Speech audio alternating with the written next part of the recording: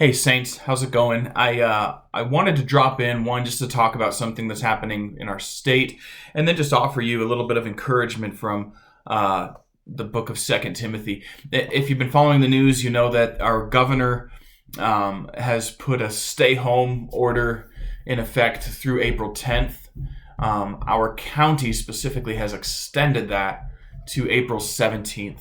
So we are now looking at several weeks further of we're not supposed to gather together. We're not supposed to be in groups and only going out for essential reasons and these sorts of things. That goes into effect tomorrow morning. So that's hard to take as we're watching the economy begin to struggle a bit, and as we consider, man, I just want to meet with you people, and we want to be together again.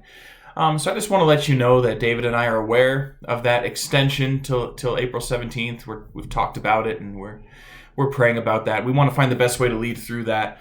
And so with that said, we want to move to doing more online than we have been. Again, recognizing it's no substitute for being in person, but it is helpful in this time. So we're looking at things like we're trying to get onto some kind of platform where we can have multiple people meet together for things like prayer meetings, theology classes, community groups, even stuff like that. Whether we end up doing that through Zoom or some other platform, we're looking into that, and we're starting to have that conversation. So just stand by for more information about that. Let me just read to you. I want to read real quick from 2 Timothy chapter 1, verses 3 through 7. Paul says this to Timothy. He says, "I thank God, whom I serve, as did my ancestors, with a clear conscience, as I remember you constantly in my prayers night and day.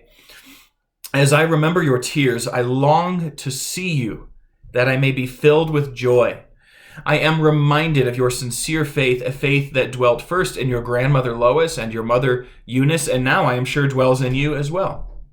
For this reason, I remind you to fan into flame the gift of God, which is in you through the laying on of my hands.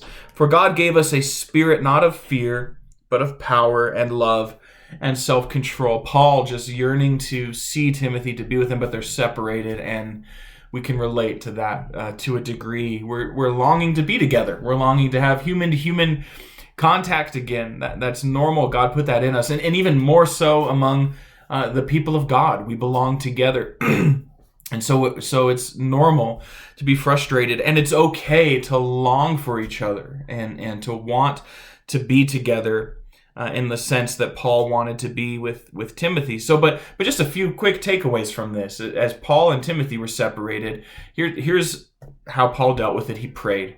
He said, "I'm praying for you. I thank God with a clear conscience as I remember you constantly in my prayers night and day." Saints, pray for each other. If you don't know the best way to pray for someone, call them on the phone. How can I pray for you today? But be praying for one another, long to see each other, and remember that we haven't been given a spirit of fear, but of power and love and self-control. And so we need to be asking ourselves the question, how am I demonstrating the power of God? How am I demonstrating love? How am I demonstrating self-control? We have to get creative when we find ways to love each other in this time. It's true. We just do. How can you love someone from a distance? How can you care for them from a distance? Give thought to that. Maybe it's something as simple as a regular phone call, praying together several times a week, helping people get essential items that they need if they're not able to go out to a store, those sorts of things. Find ways to love your brothers and sisters in Christ and your neighbors on your street. Find ways to do that. But also when it comes to self-control, I really want to encourage you to exercise self-control. Give a lot of time and thought to how might you grow in your self-control during this time. Look, people are home. A lot of people might be more idle than before with less to do.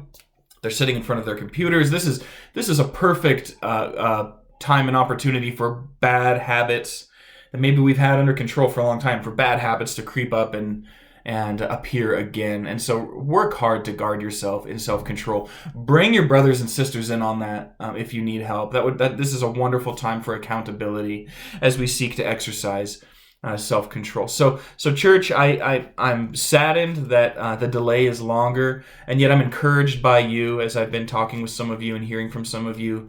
I just pray that God's grace is with you in new and fresh ways, that you continue finding ways to care for each other and to grow closer to God in this time. God is not self-distancing. Sorry, that's a little cheesy, but it's true. God is not self-distancing. He's near to each and every one of us. He meets us in his word. He meets us through prayer. So continue to pursue him. Continue to reach out to each other, and we'll continue to find ways to serve you, the church, through online means and resources as we're able to. Okay. As always, call me, call David, reach out to your community group, discipleship group. Don't be alone.